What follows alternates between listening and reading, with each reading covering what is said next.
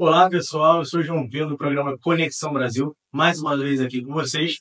E hoje eu estou no escritório da doutora Antônia Ximenes, ela que é do Direito Trabalhista, e vai estar apresentando para vocês alguns temas, alguns assuntos e algumas dúvidas que vocês possuem, e ela vai estar explicando aqui para vocês, tá bom? Já já, doutora Antônia Ximenes com vocês.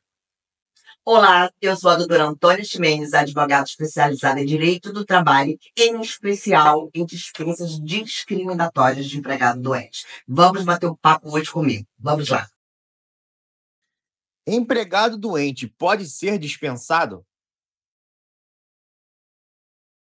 Não, empregado doente não pode ser dispensado em hipótese alguma.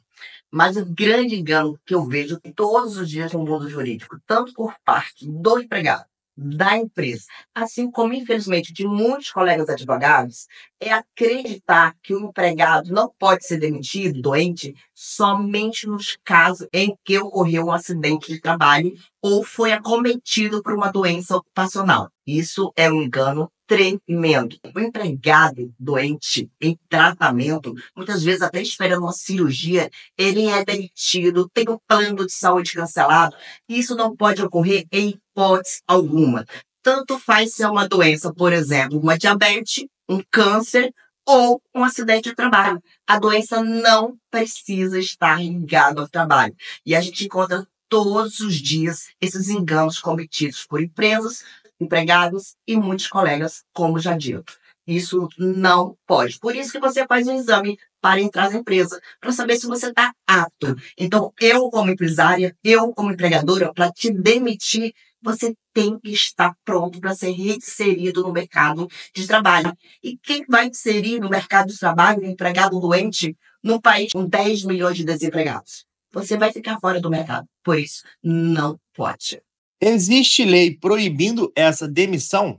Então, uma lei proibindo essa demissão, não, porque só quem não pode demitir empregado são empresas, né, públicas, quando há o concurso público, né? Para demitir tem que ser uma demissão motivada, não há uma lei específica. Mas o direito do empregador privado, das empresas privadas, demitirem, encontra limite no caso de doença. Para isso, nós temos uma súmula do Tribunal Superior do Trabalho, a súmula 443, que diz que empregado com HIV e outras doenças graves não pode ser dispensado. E no caso de HIV e outras doenças graves, o TST, Tribunal Superior do Trabalho, ainda diz que essa dispensa ela é discriminatória de forma presumida. Ou seja, o empregado sequer precisa fazer prova. Se você foi demitido com HIV ou uma doença grave, nem prova você, empregado, tem que fazer. É a empresa que terá que provar que o motivo da tua demissão não foi a tua doença. Por isso, não pode. Súmula 443 do Tribunal Superior do Trabalho. E temos a Lei 9.029 de 95, que é uma lei que proíbe dispensas discriminatórias. Temos uma definição do que é doença grave? O que é uma doença grave, né? Eu considero até uma lacuna na súmula 443 do Tribunal Superior do Trabalho já citada, porque ela fala HIV como doença grave, ela fala HIV e outras doenças graves. E isso é muito subjetivo, porque todos os dias aparecem novas doenças. Mas nós podemos tomar como parâmetro, por exemplo, a própria lei do imposto de renda, que isenta várias pessoas com doenças graves de pagar imposto de renda, e aí tem um rol, uma lista de doenças, como câncer, hanseníase, doenças mentais. Então, a gente pode tomar comparando a própria lei do imposto de renda e a lei 8.213 de 91, que é uma lei previdenciária que não exige carência para que o empregado, para que o segurado tenha acesso aos benefícios previdenciários no caso de doenças graves. E lá também cita essas doenças. Qualquer tipo de câncer, hanseníase, doenças mentais, né, como a alienação mental, tuberculose ativa. Para você encontrar o rol completo, basta ir na lei do imposto de renda ou na lei 8.213 de 91, como já dito, que lá tem um rol completo para você tomar como parâmetro o que é uma doença grave nesses casos. Quais provas precisam ser produzidas nesse caso?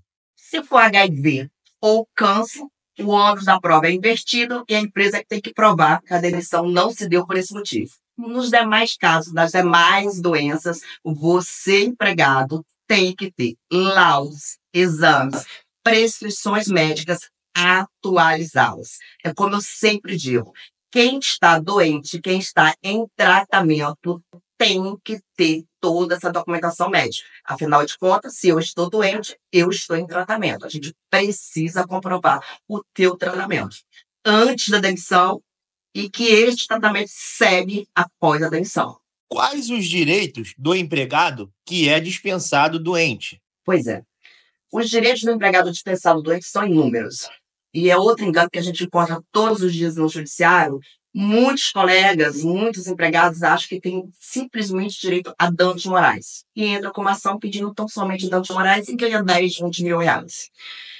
2 semanas atrás, por exemplo, a gente teve uma sentença de uma auxiliar de serviços gerais que ganhava salário mínimo, que ganhou mais de R$500 mil numa ação de dispensa discriminatória. Isso por quê? Porque a gente comprovou que ela foi demitida doente e no dia da perícia o médico ainda concluiu que a doença foi agravada pelo trabalho. Com isso, a juíza mandou pagar indenização por danos materiais, morais, lucros cessantes, danos morais, restabelecer o plano de saúde e reintegrar esta empregada. Sim, porque se você foi dispensado doente, a tua demissão é nula. Você vai ser reintegrado e vai ter todas essas indenizações.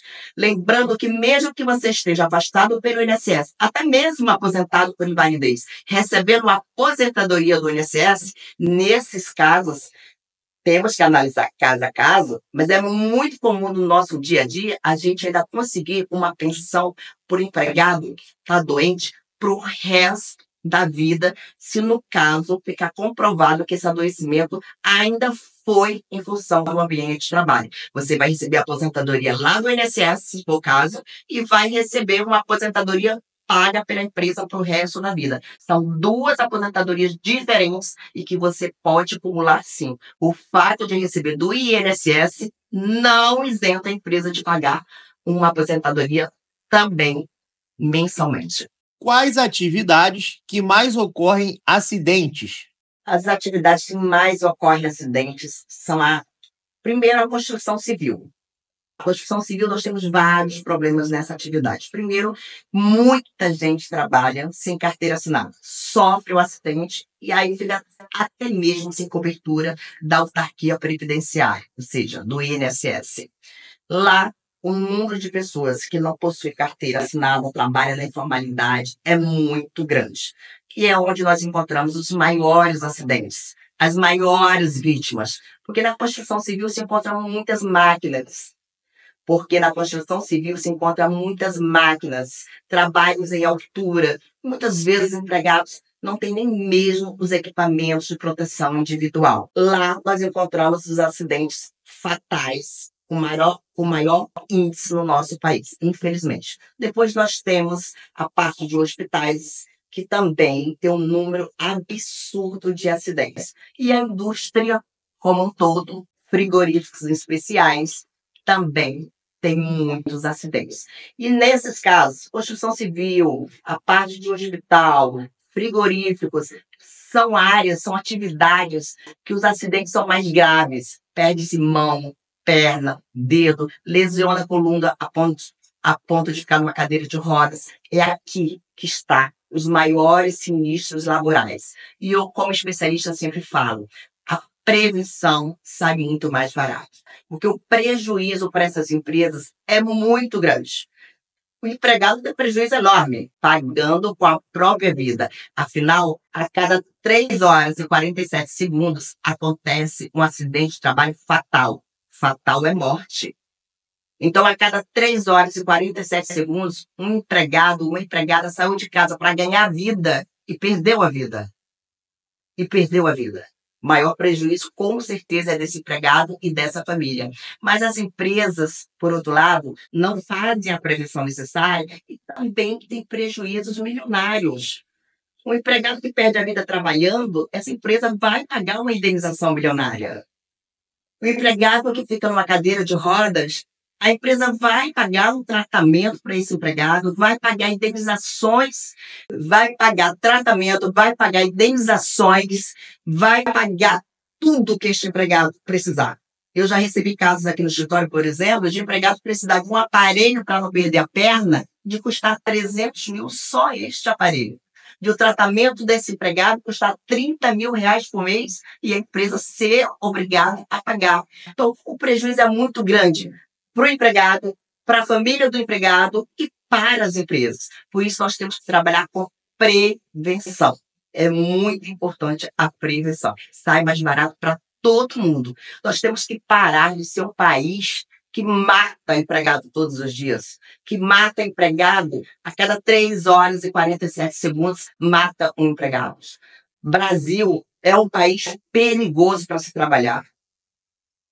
Empregados, pais e mães de família saem de casa todos os dias e voltam para casa mutilados, porque a cada 47 segundos um empregado sofre um acidente de trabalho. E como já dito, um acidente fatal, ou seja, morre a cada 3 horas e 47 segundos.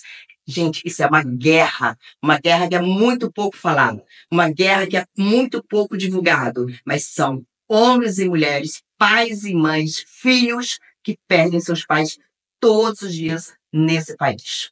O que é considerado acidente de trabalho? Vou definir acidente de trabalho de uma forma que todo mundo que está nos ouvindo possa entender.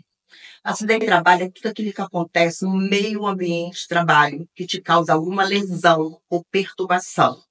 Agora, ambiente de trabalho, você tem que entender que não é só o escritório, a fábrica. Tem muita gente que trabalha na rua, tem gente que trabalha transportando valores. Então, ambiente de trabalho é onde você estiver à disposição da empresa. Trabalha viajando, mora no Rio, está viajando a Fortaleza. Então, Fortaleza, naquele momento, é o teu local de trabalho. Se te acontecer algum acidente, naquele momento ali, é um acidente de trabalho. Qual o custo disso para a sociedade? O custo de acidente de trabalho, doenças ocupacionais, dos sinistros laborais como um todo, é absurdo. Aos cofres públicos, ou seja, nós, como sociedade, pagamos anualmente, em média, 13 bilhões. Eu não falei milhões, eu falei bilhões.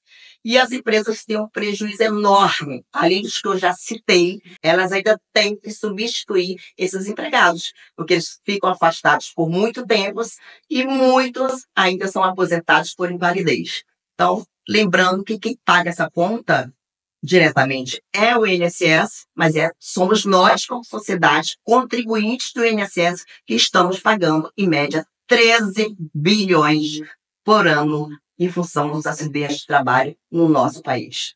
Doenças mentais também podem ser consideradas acidente de trabalho? Excelente pergunta. As doenças mentais aqui, você pode aí abranger síndrome de burnout, síndrome do pânico, ansiedade, todas as doenças psicossociais, inclui todas elas aí. Gente, saiu um levantamento semana passada, está no G1, inclusive, que diz que quase 500 mil de brasileiros foram afastados pelo INSS em função de doenças mentais. Depressões recorrentes e a síndrome de burnout, que é um adoecimento decorrente do trabalho, também está no topo dessa pesquisa. Vejam comigo, vou repetir. Quase 500 mil de empregados e empregadas foram afastadas por doenças mentais somente em 2024. Gente, essas doenças mentais estão ocorrendo no meio ambiente de trabalho. São metas que não são para ser alcançadas, são tratamentos muito rigorosos, perseguição, um meio ambiente perigoso. Então, tudo isso vem causando o adoecimento do empregado. Os empregados vêm sendo massacrados. Por isso que hoje tanto se fala da síndrome de burnout. E é importante nós lembrarmos que a partir de agora, de maio desse ano, maio de 2025, você que me escuta aqui, empresário, tome cuidado. Que a partir de maio de 2025 entra em vigor as alterações da NR1, que nós chamamos de NR-Mãe. E o que é isso? Hoje, nos dias atuais, toda empresa é obrigada a mapear os riscos ambientais que pode causar lesão aos seus empregados. Isso já ocorre há muito tempo. Só que agora, você empregado, lá no teu PGR, Programa de Gerenciamento de Riscos Ambientais, também vai ter que constar o gerenciamento para estresse, o gerenciamento para riscos psicossociais. Ou seja, você vai ter que montar um plano de ação para que o teu empregado não adoeça, não tenha burnout, não tenha síndrome do pânico, não tenha depressão, principalmente as depressões recorrentes. Esse mapeamento agora, ele é obrigatório a partir de maio de 2025. As empresas vão ter que gerenciar esses riscos, geralmente causados por estresse, dentro da sua empresa. E você, empresário, que não fizesse mapeamento, fizesse plano de ação, como vai resolver essas questões dentro da sua casa, dentro da sua empresa, será multado. Será multado, porque vai haver muita fiscalização. Em especial, por esse levantamento que eu acabei de falar, que saiu agora, referente ao ano passado, ano de 2024, que fala que quase 500 mil de empregados foram afastados pelo INSS em função de doenças decorrentes da burnout, síndrome de pânico e de tantas outras doenças psicossociais. Esse levantamento é um alerta que vai chamar muita atenção dos auditores fiscais. Então, você, empresário, já tem que buscar o seu médico do trabalho para que ele elabore o teu novo PGR, Programa de Gerenciamento de Risco, que lá vai ter que constar todo o mapeamento de doenças psicossociais que podem ocorrer dentro da tua empresa e quais as ações. Qual é a ação? Qual é o plano de ação para mitigar esses riscos ambientais?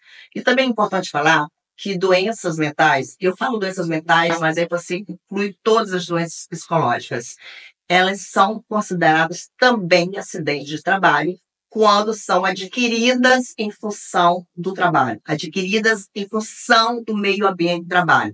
Então, elas são consideradas acidente de trabalho. Se são consideradas acidente de trabalho, o código lá no INSS tem que ser o B91.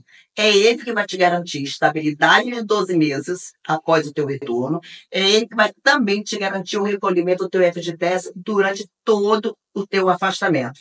E principalmente, o que eu tenho falado muito, hoje, só é aposentado por invalidez lá no INSS, recebendo 100% do benefício, aquele empregado, aquela empregada que estiver com o código B91. Se o teu adoecimento foi em função do teu ambiente de trabalho, exija o código B91, porque senão, no caso de uma aposentadoria por invalidez, você só vai receber 60% do valor que você está recebendo aí. Digamos que você esteja recebendo R$ 3.000. Aposentou por invalidez e o código não é de acidente, B91, você só vai receber 60% inicialmente desse valor. Ou seja, no momento que você mais precisa que o teu benefício tenha um valor bom, considerável, para custear o teu tratamento e os medicamentos, na verdade, ele vai ter uma redução de 40%. Vou repetir.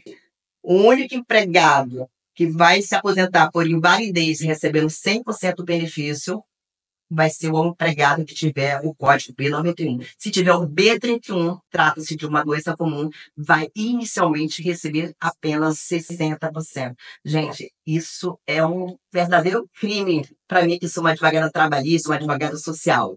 Recebendo R$ 3.000 de benefício, me aposentei, estou com o código errado lá, recebia 3.000, passa a receber R$ 1.800 inicialmente. Não vou nem custear nem a medicação, muitas vezes. Então, preste atenção. Se você tem certeza que o teu problema de saúde foi adquirido ou, pelo menos, agravado pelo ambiente de trabalho, exija a emissão da CAT, Comunicação de Acidente de Trabalho, e lute para que lá no INSS conste o B91. É ele que vai te garantir estabilidade, recolhimento de FGTS e a tua aposentadoria, se for o caso, recebendo 100% do valor do teu benefício. Esposa e filho têm direito à indenização? Quando ocorre um acidente de trabalho, eu costumo dizer que o acidente de trabalho, apesar de lesionar o pai ou a mãe, aquele empregado que se acidentou, mas a nossa experiência no dia a dia, a gente entende não, com certeza, que o acidentado é a família inteira. Que quando o empregado sofre um acidente, a esposa, a maioria das vezes, deixa o seu trabalho para cuidar do marido que está acamado, deixa o seu trabalho para cuidar do filho. Aquele pai que, em função do acidente de trabalho, ficou mutilado, ele não vai mais arrumar praia com o filho, ele não vai mais jogar uma bola com o filho. Então, as consequências do acidente de trabalho atingem a família inteira. Então, todas as vezes que a gente se depara, principalmente com um acidente grave, não é só o pai ou a mãe de família acidentado que está sofrendo, é toda a família. É o filho que acabou de nascer, que muitas vezes não vai conseguir correr na praia, jogar uma simples bola com esse pai, por causa do acidente de trabalho. Nesses casos, a família, né, em especial a esposa e os filhos, podem sim pleitear uma indenização por danos morais da empresa. Veja que, obviamente, a esposa e o filho não são empregados, mas eles terão o direito de ajuizar uma ação trabalhista também requerendo uma indenização por danos morais. A gente dá o nome de danos reflexos ou danos ricochete, e eles terão direito a uma indenização por danos morais, sim. Quero só chamar a atenção que acidente de trabalho, ele tem que ter a CAT emitida no dia seguinte. No caso de morte, tem que ser emitido no mesmo dia. Lembrando que para as doenças ocupacionais, elas, ainda que o trabalho não tenha sido a única fonte do adoecimento do empregado, o simples fato da tua atividade contribuir a agravar aquele problema que você já tinha, isso também é considerado acidente de trabalho e dará sempre direito às mesmas indenizações, como o caso do empregado que perde uma perna, um dedo, são direitos iguais. Então, quando eu falar de acidente de trabalho e doenças ocupacionais, os direitos são iguais. Estabilidade, recolhimento de FGTS, indenizações, são direitos iguais, sempre. Doutora Antônia, vocês possuem um número de ações ajuizadas na Justiça do Trabalho? Em média, no Brasil, são ajuizadas 307 mil ações anualmente com o tema acidente, doença, segurança e medicina do trabalho. Mas esse número, com certeza, é muito maior, porque boa parte dos acidentes, em especial das doenças ocupacionais, não são ABRCAT, comunicação de acidente de trabalho. Então, existem essas subnotificações. Então, os números que nós temos são números oficiais, mediante o ajuizamento de ações trabalhistas, mediante a emissão da comunicação de acidente de trabalho, mas existem muitas subnotificações. Por isso, esses números, com certeza, é muito maior o número. Quero chamar a atenção para duas coisas importantes aqui para a gente finalizar. Primeiro, quando você desenvolve uma atividade de risco, no caso de vigilância, você que trabalha em hospital, com grandes máquinas, no caso de acidente de trabalho e doenças ocupacionais, a responsabilidade da empresa é objetiva. O que isso significa? A empresa vai responder por essas indenizações, por esses direitos que nós estamos falando até aqui, de forma objetiva. O empregado não precisará fazer prova. Se eu sofri um acidente, eu sou uma empregada no hospital, eu sou uma vigilante, eu não tenho que provar que a empresa teve culpa no meu acidente. Ela vai responder, ou seja, ela vai pagar tudo que a lei exige, independente de ela ter tido culpa ou não, porque ela já exerce uma atividade de risco. Então, por ela exercer uma atividade de risco, ela assume o risco do acidente de trabalho. E naquelas atividades que não é uma atividade perigosa, mas também ocorre acidente, aí nesse caso o empregado tem que provar que o adoecimento dele, por exemplo, ocorreu em função de negligência ou omissão por parte da empresa. Como fica o plano de saúde do empregado que se aposentou durante o acidente? O empregado que é aposentado por invalidez em função do acidente de trabalho, ou até mesmo está afastado, nem chegou a se aposentar, o plano de saúde dele não pode ser cancelado. Está na súmula 440 do Tribunal Superior do Trabalho. Isso acontece pelo seguinte, ao contrário do que muita gente pensa, quando você se aposenta por invalidez, o teu contrato de trabalho ele não é encerrado. Porque a aposentadoria por invalidez, até você fazer 60 anos, a gente chama de uma aposentadoria precária. E por que precária? Porque você pode passar por uma perícia a cada 2 anos. Nos próximos meses, agora, nós teremos o pente fino do INSS. Então, muitos aposentados por invalidez serão chamados para fazer uma nova perícia, para verificar se aquele empregado já se restabeleceu. Porque a aposentadoria por invalidez se dá no momento que você fica 100% incapacitado para voltar às suas atividades. Mas muitos, graças a Deus, se recuperam. Por isso que até você fazer 60 anos, a cada 2 anos, o INSS pode te chamar para fazer uma nova perícia e te dar alta. Aí você vai voltar ao trabalho.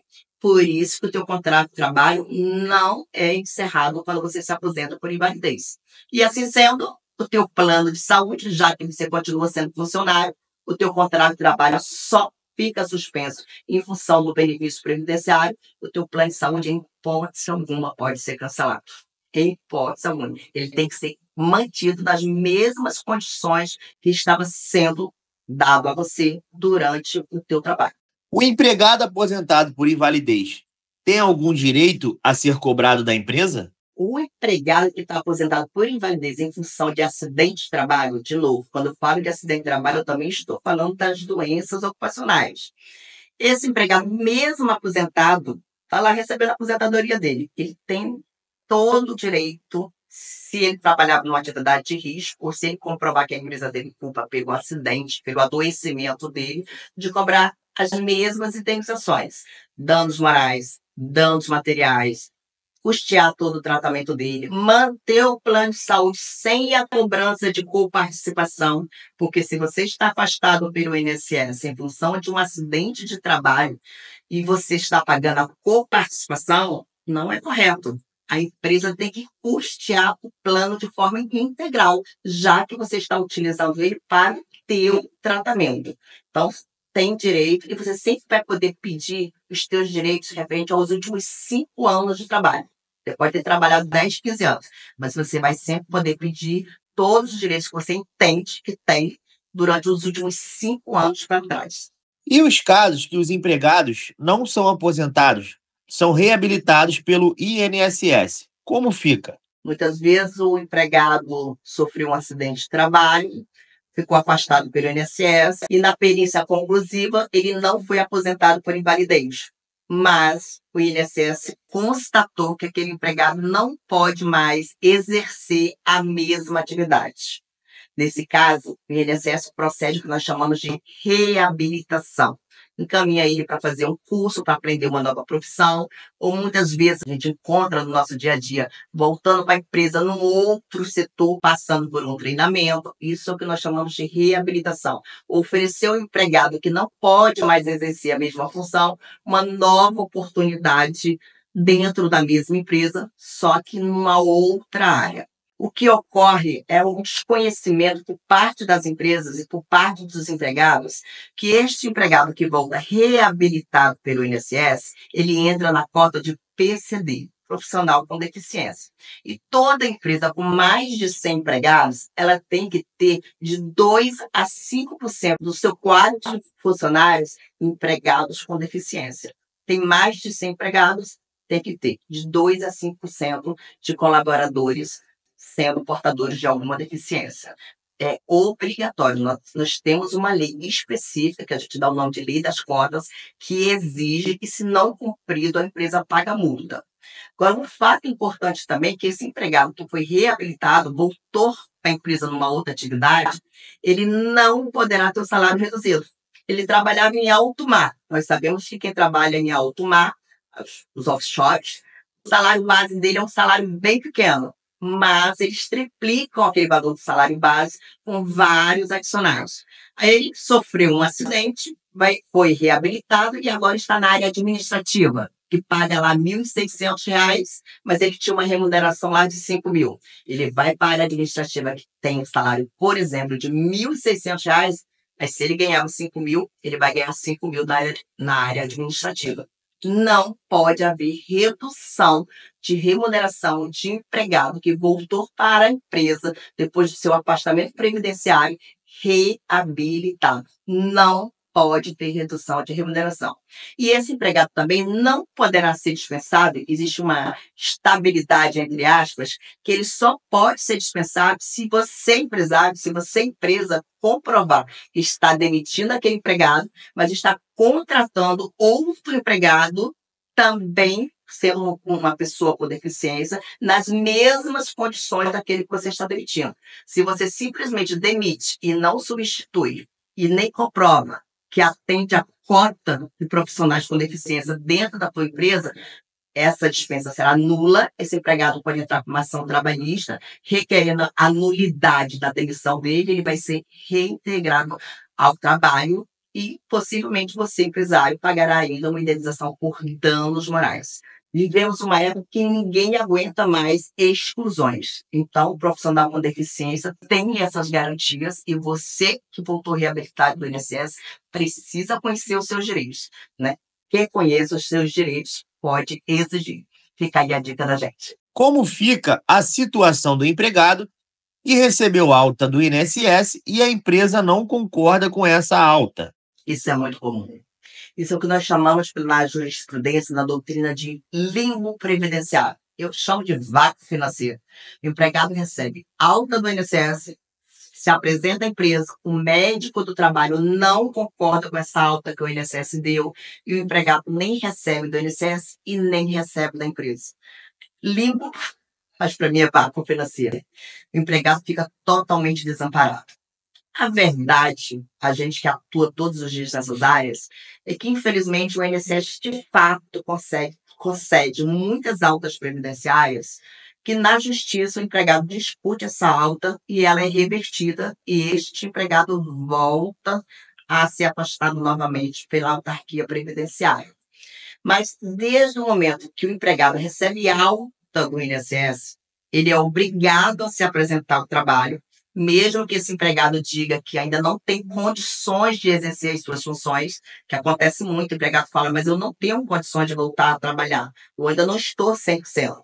Mesmo este empregado se sentindo dessa forma, ele é obrigado a voltar à empresa, se apresentar ao médico do trabalho, porque senão ele pode levar uma justa causa, demissão por justa causa.